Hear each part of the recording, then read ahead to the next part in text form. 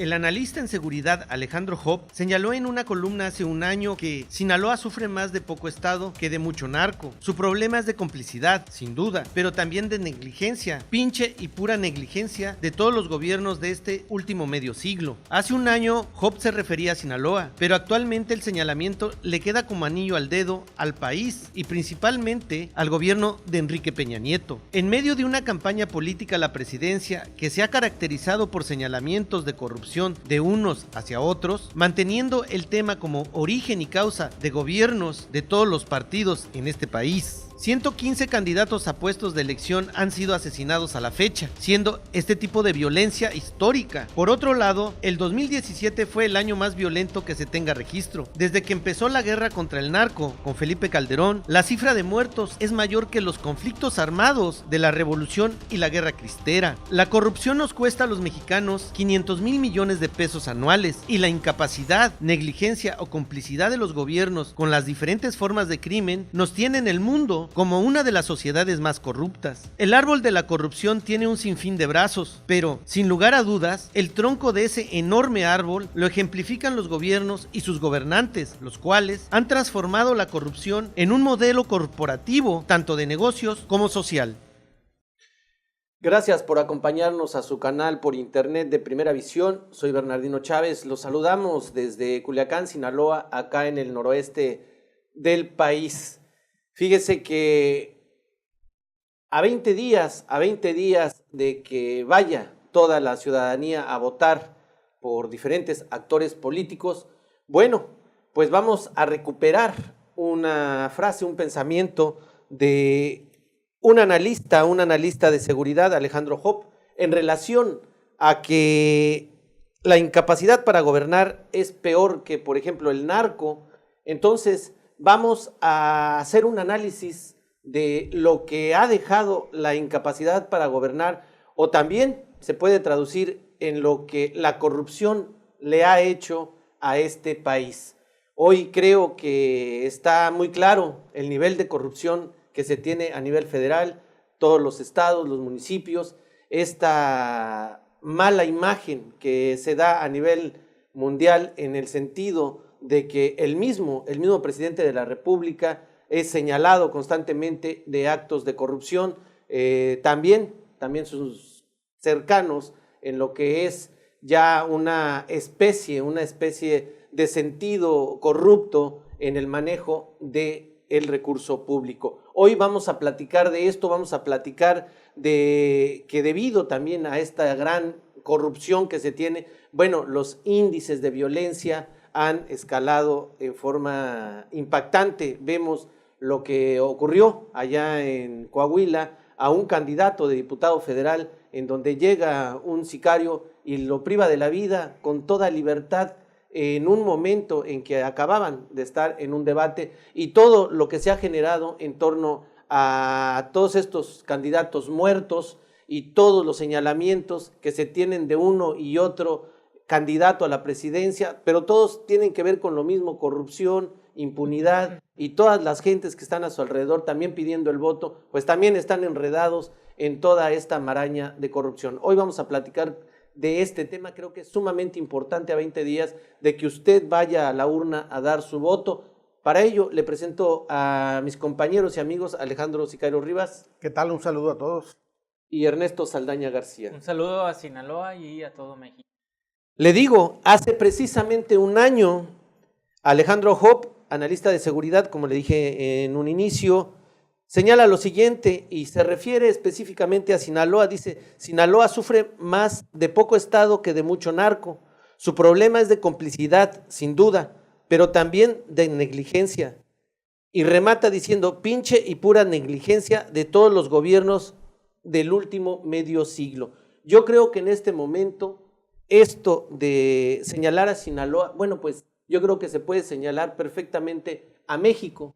México, yo creo que da esta pauta en el análisis de Alejandro Hopp, y creo que con eso empezamos. Alejandro, sufre más de poco Estado que de mucho narco y de mucha corrupción lo que es este gobierno federal y por supuesto los gobiernos de los estados, y que eso se traduce en ¿qué? en muchísima violencia, en muchísima falta de garantías individuales y en toda esta zozobra que vive la ciudadanía, porque los mismos actores políticos, pues todos se andan señalando de que son corruptos, de que tienen a secuestradores, de que tienen asesinos, de que tienen toda una mafia detrás de cada uno de los candidatos. ¿Cómo entender esto de la falta de Estado o de poco Estado y la corrupción que ha premiado todo este sistema político en México? Pues lo que pareciera ser es que detrás de cada político o de cada organización política o de cada mafia política, pues hay una organización del crimen organizado. En sí, crimen organizado no es atribuible nada más al narcotráfico, es también atribuible a estas agrupaciones de tipo político, de tipo electoral, que con recursos de procedencia de todos lados actúan, ¿no? Pero Job lo que señala ahí es que hay más presencia de narcotráfico, de crimen que de Estado. Y pues sí, ¿no? México es una prueba de ello en estos momentos a nivel internacional. Todas las evaluaciones que se hacen en materia de seguridad pública, de corrupción, de índices de confianza, pues a México lo ponen en un lugar muy alto, lo cual que significa que alto, que es más corrupto y que es más desconfiado y que es más todo, ¿no? Pero, ¿qué está pasando? Creo yo que se ha advertido ya durante muchas décadas la posibilidad de que el narcotráfico, esta parte de la delincuencia vertebrada, pues llegue al poder. No se está viendo muy lejana la posibilidad y en algunos casos ya muy regionales, muy locales, se está viendo cómo algunos municipios, algunos distritos, algunos estados son controlados por el crimen organizado. Y esto quiere decir de que poniéndose en la balanza de que hay más, crimen o Estado de Derecho, pienso yo que en estos momentos, pues sí, el Estado de Derecho está muy tembeleque, muy débil frente a una delincuencia que se fortalece cada día más y lo estamos viendo, ¿no?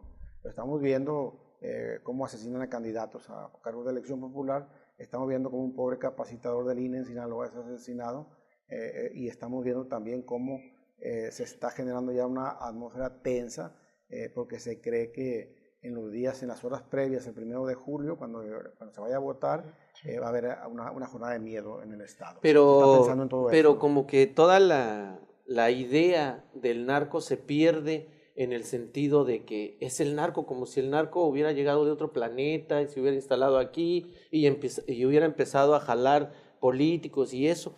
Yo creo que ahí tendríamos que ser más sensatos en ese tipo de análisis, ¿no? El narco nace por la corrupción del Estado. No hay otra manera de entender cómo ha crecido el narco. Entonces, al haber falta de derecho, entonces estamos viendo que nuestro principal problema, que no es ese crimen organizado que dicen y el narco, no, nuestro principal problema es la falta de garantías que nos da el Estado a que ellos no se corrompan y a que ellos entren de lleno en todo lo que tiene que ver con negocios, ¿no? De ilícitos, lícitos y de todo, ¿no? Efectivamente, Bernardino. Qué bueno que habla de los índices internacionales, Alejandro. Este problema es muy complejo. Aquí pudiéramos estar yo viendo toda la información que traigo durante 3 horas, pero lo voy a dividir en 3 partes. La parte objetiva o cuantificable, la parte de la pobreza y la parte de una conclusión. Efectivamente, si nos vamos a los números, ¿sí? Encontramos que, por decir, voy a poner un ejemplo. En el 2002, Transparencia Internacional, una agencia internacional que mide los índices de transparencia y de corrupción de los países, hizo un estudio preliminar para ver cuando llegaba a México qué era lo que le hacía falta a México. Que si le hacían falta recursos, que si le hacía falta educación, que si le hacía falta tecnología, que si le hacía falta legalidad. No. Ni Estado de Derecho. No, dijo no. Encontramos que a México para progresar lo que le hace falta son líderes reales. Líderes reales que garanticen todo lo demás. Esa transición un estado de derecho, estado corrupto, una estado vivencia de los derechos humanos, etcétera, etcétera, etcétera. Combatir la corrupción. Entonces, no, ustedes no tienen líderes reales. ¿Cómo podemos medir la corrupción que se genera? Porque el narcotráfico es la parte más sensible por los asesinatos, pero no es toda la corrupción. Entonces, No, pero nada más también hay que reflexionar en esto. Por ejemplo, ¿dónde está la fortuna del Chapo Guzmán? ¿Dónde está la fortuna de los Beltrán Leiva? Así ¿Dónde es. está la fortuna de los Carrillo Fuente? Ándale. ¿Dónde está la fortuna Sí. del Tigre de Sinaloa? O sea, si te vas a la historia, Sí. las fortunas, ¿dónde se quedaron? ¿Dónde se Porque quedaron? son miles de millones Bueno, hay de dólares. hay corporaciones internacionales. Mira, tenemos el mundo, fíjense nada más, hasta el año pasado producía 74 billones 583 mil millones de dólares. De esos, el país más rico del mundo, Estados Unidos, 18 billones 561 mil. Luego sigue China con 11 billones 391 mil. Japón, 4 billones 730 mil. Alemania, 3,400. Reino Unido, así nos vamos. México es la economía número 15 del mundo con 1 billón. ¿No? Son 1 billón, son 10 veces 100 mil millones de dólares. Para que hay gente que es billón, no millones. O sea, 1 millón de millones, 1 millón de millones de dólares, 1.063.000, y luego de ahí sigue Indonesia, Países Bajos, etc. Dices tú, bueno, entonces México pues 1 billón, pero por decir Australia produce 1 billón, 1.2 billones. Australia es un país de 20 millones de habitantes y México es un país de 130 millones de habitantes. Entonces dices tú, bueno, ¿cuánto nos cuesta la corrupción si estuviéramos igual que los australianos, o igual que los canadienses, o igual que los italianos, los franceses, los estadounidenses o los británicos? Pues simple y sencillamente México produce 1/4 parte en su Producto Nacional Bruto de lo que debiera de producir si fuéramos gente que trabajáramos al nivel de los países de primer mundo. O sea, estamos al 25% de nuestra capacidad. Y aquí lo podemos ver. Saqué e imprimí un montón de datos. Los países con mayor ingreso del mundo. Luxemburgo, 106 mil dólares gana en promedio una persona al año. Luego Qatar, Noruega, 99 mil, Qatar 106 mil, Suiza 78. Hay que nada más reflexionar acerca de Qatar, para que ustedes Sí, no lo saben. el A ellos les pagan el petróleo que venden. Sí. A ellos llegan y al ciudadano le dicen, este es tu dinero por el petróleo que se vendió. Y México está en el número 63 del mundo con 10.514 dólares en promedio. Pero tú dices, ¿el mexicano promedio gana 10.514 dólares? ¿O estábamos equivocados? Entonces, hay otro índice que es el índice doméstico que dice, bueno, aquí a lo mejor el mexicano gana 10.000 dólares, pero los costos son más bajos. Esos 10.000 dólares equivaldrían a, y aquí tenemos los otros índices, también estamos en el número 63, a 20.616 dólares. O sea, como México tiene un nivel de vida más económico que otros países porque valen más los servicios en Estados Unidos y en Canadá, esos 10.000 nos rindirían como 20.000 de otros países. Pero la pregunta es cierta esta cantidad o hay una Esa gran medida, dispersión en el ingreso? Y aquí donde nos damos cuenta del índice de Gini, que es la dispersión de los ingresos. Fíjate nada más.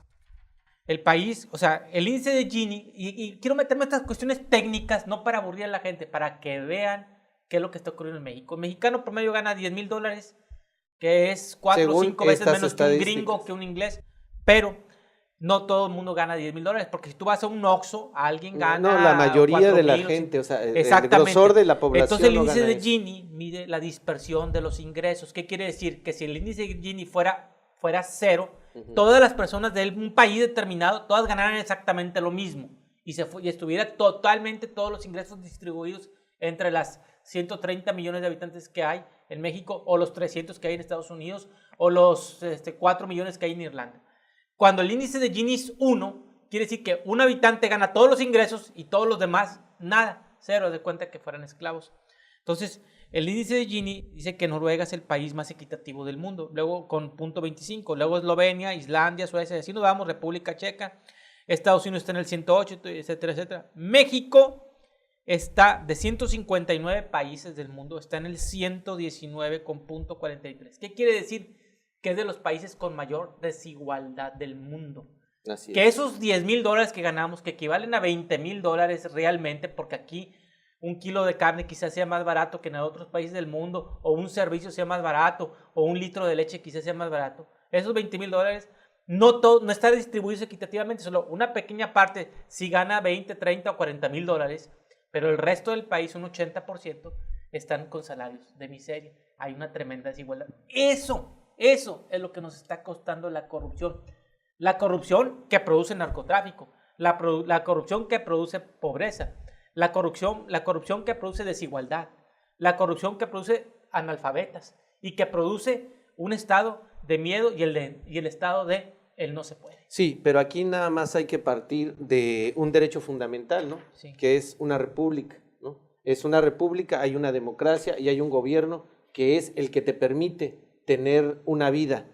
Aquí el nivel de vida a lo mejor no es el que deberíamos de tener, pero todo lo que se dice, la corrupción, la impunidad, el narco, la falta de estudio, de una estructura estudiantil que te lleve a ser una persona con un nivel de desarrollo cognitivo importante, que puedas competir con otros de primer mundo, todo eso es lo que el gobierno se supone que te debe de dar, te debe de proporcionar, ¿no?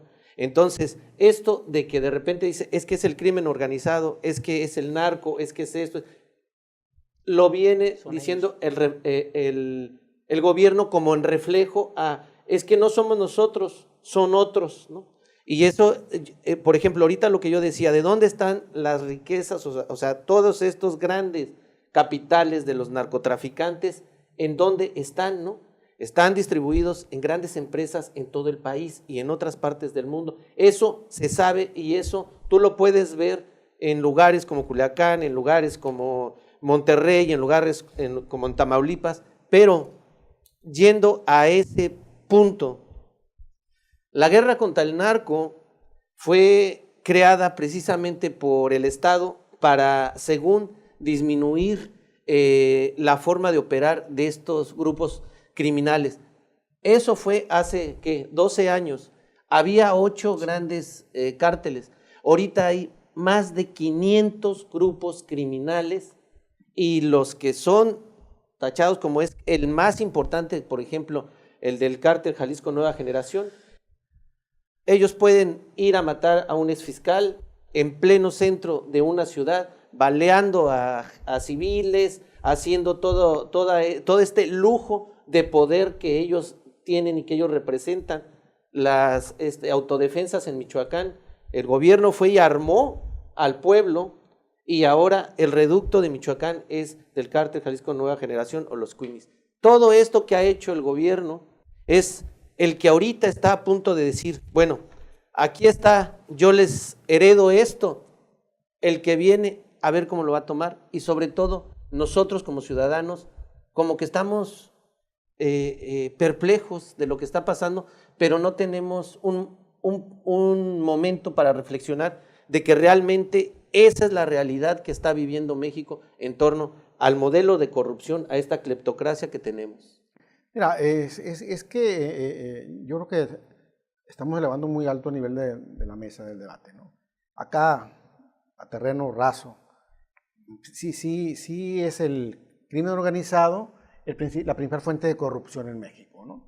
El crimen organizado tiene las fortunas, el crimen organizado tiene las armas, el crimen organizado tiene el poder, tiene todo para corromperlo todo, ¿no? De ahí viene, es la madre de la corrupción, no hay que enredarnos en ese sentido. Sí, pero el gobierno, pero ¿quién es, Alejandro? O sea, el crimen organizado. ¿Quién es el crimen organizado? Exactamente, para allá voy. El crimen organizado tiene todo el poder para inclusive capitales públicos, o sea, de dinero público, jalarlo hacia allá, hacia el crimen organizado. Y yo creo que es un problema de disfuncionalidad del Estado, lo que está evidentemente, y lo que está debatiendo en estos momentos también, es el tema de la corrupción. Y la gente está participando y la gente está tomando cartas en el asunto, en el tema de la corrupción, porque ya está harta de ver exactamente esto que plantea Job, de que se está fortaleciendo la corrupción, se está fortaleciendo el narcotráfico, se están fortaleciendo todas las formas de delincuencia posible y el Estado está impasible, está nada más observando y coparticipando en esto, ¿no? Yo lo que digo, yo no puedo afirmar. ¿No está fomentando eso? ¿El Estado no lo fomenta? Todo. O sea, no fomenta este nivel de corrupción y este nivel de crimen organizado, porque el crimen organizado tiene varias variantes, es como un árbol con muchas ramas, ¿no? Y una de esas ramas puede ser el narco, puede ser Déjame terminar la segunda vez que me interrumpen, no me dejas terminar. Lo que yo digo es que exactamente, ¿no? No podemos hacer esa afirmativa, a mí me parece muy irresponsable decir que el narcotráfico está en buena onda porque los otros son los malos, los estados. Yo los pondría al mismo nivel de complicidad y al mismo nivel de peligrosidad, porque recordemos los muertos que generaron el narcotráfico, ¿no? Por supuesto. Vámonos con el nivel de violencia, y lo estamos viendo ahorita en estos momentos, que inclusive las series estas que se están haciendo en el narcotráfico se han quedado muy abajo ya en cuanto a la realidad, ¿no? Entonces, el narcotráfico es una amenaza colosal, no hay que perdernos en ese aspecto, y obviamente, pues ya lo sabes tú, niño de primaria, que se está fortaleciendo por la ineficiencia del Estado, ¿sí? Entonces a nosotros no nos compete como ciudadanos combatir el narcotráfico. Por supuesto. Nosotros como ciudadanos nos compete combatir a los malos del gobierno en ineficiencia, ¿no? Y es lo que lo estamos viendo en estos momentos. ¿Por qué nadie quiere saber del PRI? ¿Por qué nadie quiere saber de MID? ¿Por qué nadie quiere saber de Peña Nieto? ¿Por qué está la corrupción que nos ha evidenciado más que nunca en esos sexenios? Precisamente lo que tú dices, de los 115 candidatos muertos, contando a Fernando Purón, el que acaban de asesinar, el PRI está en primer lugar, el PRD en segundo y el PAN en tercero. O sea, el PRI es el que más han ido sobre sus candidatos. Así es, no, pero yo no creo que sea una cuestión de odio en este caso, ¿no? En este caso es una cuestión... ¿Quiénes han estado más dentro del poder? Es una cuestión exactamente de que no quieren permitir que lleguen al poder ya algunos candidatos, ¿no? Y está interviniendo el crimen organizado en cerrarle la puerta también. Ellos tienen elección, ellos Por van a supuesto, votar, tienen sus pero ellos van a votar candidatos. con plomo. Ellos no van a ir a rayar la boleta, ellos van a votar con plomo y van a colocar a sus gentes en cada área. En Sinaloa lo estamos viendo también, nomás que aquí no ha emergido todavía el problema como es. Lo que yo digo es que yo los pongo en el mismo nivel de peligrosidad para el país, a los gobiernos ineficientes y al narcotráfico. Permíteme disentir, Alejandro. Yo aquí yo no puedo caer en el debate que fue primero el huevo o la gallina, si el Estado o el narcotráfico. Todos los países del mundo tienen corrupción. Claro. Si vas a Holanda, hay un montón de gente que se droga en la calle porque así lo permiten las leyes. Pero hay niveles de corrupción y hay porcentajes de corrupción. La corrupción en México, que se deriva desde el mismo gobierno, porque es el Estado. Acuérdense que Voltaire dijo que un Estado se justifica cuando un hombre no le debe temer a otro hombre. Aquí salir a la calle, ir al cajero automático es tener miedo. ¿Qué produce el Estado? El Estado produce miedo, el Estado produce desigualdad y produce pobreza. Todo esto que está ocurriendo en México de la inseguridad, de la corrupción y todo, ¿cómo nos afecta? Nos afecta como a los holandeses que tienen un nivel de vida más alto que nosotros. Y estoy poniendo Holanda nada más por poner un ejemplo donde hay libertad de drogas hace 40, 50 años. O nos está afectando realmente en nuestros niveles de vida. Y aquí yo tengo las tablas. Es muy sencillo. Mira, aquí están. ¿Sí? México tiene 130 millones de habitantes. 11.5 son pobres extremos. Pobres moderados 41.8 y pobres vulnerables 33.5 y pobres por ingresos 7.2. Suman 114 millones de personas. De 120. De 130. Solamente el 19%, 23 millones, se declara no pobre y no vulnerable. Que es la cifra que dijiste de población que aquí tiene está. Australia. Son medidas por la Coneval. O sea, que es un organismo autónomo. Y dice tú, es que la pobreza extrema es 11 millones nada más, sí, pero miden 6 índices. Las carencias en salud, en educación es el segundo índice, tercero en ingresos, cuarto seguridad social, 5 vivienda y servicios de las viviendas y 6 alimentación. Entonces tú puedes decir, yo no soy pobre por ingresos. Pues sí, pero me faltan cuartos en mi vivienda porque ya tengo varios hijos y no tengo dónde ponerlos. O no tengo los servicios básicos, o no tengo los servicios de seguridad social, o no completo para pagarle la educación, terminar de pagarle la educación a mi hijo. Entonces resulta que el 81% de los mexicanos viven en pobreza o vulnerabilidad. ¿Eso no ocurre en Holanda? Bueno, esos datos Eso sí, no ocurre en Holanda. Ernesto, y estos son datos... Es que esos datos ahí están, los conocemos, es nuestra realidad. Sí, lo que lo que yo discrepo, permíteme, sí. es, o tú sí consideras que la ineficiencia gubernamental es peor que el narcotráfico. O sea, la eficiencia no gubernamental produce el narcotráfico. Y no nada más Entonces, el narcotráfico. Y el narcotráfico está produciendo una gran parte de la corrupción. Entonces es un círculo. Es un círculo, pues sí, pero el círculo tiene que empezar para por combatirse una parte. en algún lado, en algún boquete. Claro, es lo que estoy diciendo yo, a un nosotros como ciudadanos, responsable, no nos corresponde a nosotros combatir el narcotráfico como ciudadanos. No, pero sí nos corresponde el origen de la corrupción, que viene siendo quienes toman las decisiones. ¿Quién tiene el sartén por el mango? El gobierno. Pero los gobiernos corruptos, quitemos los gobiernos que son cómplices del narcotráfico, por ahí tenemos que empezar. Es que esa sería la parte que le toca al pueblo. Democracia, o sea, pueblo de muchos, se supondría ¿no? Por derecho, que nosotros somos los que estamos poniendo a toda esta bola de políticos. Bernardino, el tener un salario mínimo de 88 pesos, artificialmente bajo, para fabricar 114 millones de pobres y solamente unos cuantos ricos, es también corrupción. No, y aparte esos pobres se meten al narcotráfico y a la violencia. Y tiene muchísimas caras y aristas la corrupción. O sea, no nada más, era también lo que yo planteaba en la mesa, no nada más es el narcotráfico como esta gran forma de decir, es la culpa de todo lo que está pasando, ¿no? El narcotráfico es un problema fuerte, fuertísimo en este país, que se deriva, por supuesto, de gobiernos corruptos, pero también tenemos, por ejemplo, esta sociedad, ¿no? Sociedad empresarial, ¿no? Que mantiene boyante toda esta forma de hacer negocios desde el poder o a base del poder, ¿no? Están las reformas, que por ejemplo la reforma energética le da a una empresa una licitación para explotar un pozo petrolero y sabemos que los dueños es un expresidente, su yerno, su cuñado, y el otro hermano del cuñado es el director de Pemex. O sea, de ese tamaño es la parte de la corrupción en este país. Esa es la que podemos ver y que todos sabemos que ahí está, y que son los que manejan fundaciones altruistas, manejan medios de comunicación para alabar todas estas formas de hacer negocio desde el poder o desde un mero formulismo empresarial. Esa es la otra parte también de la corrupción, ¿no? Sí. Y no es estar en contra de ningún empresario, ni estar a favor del narco, ni estar en contra de esto, no, es una realidad que pesa en este país y que estamos a unos días de ir a hacer efectivo nuestro voto, y a los que vamos a poner somos nosotros, ¿no? Porque en última de las cosas, pues nosotros ponemos o quitamos a los que van a gobernar, ¿no es así?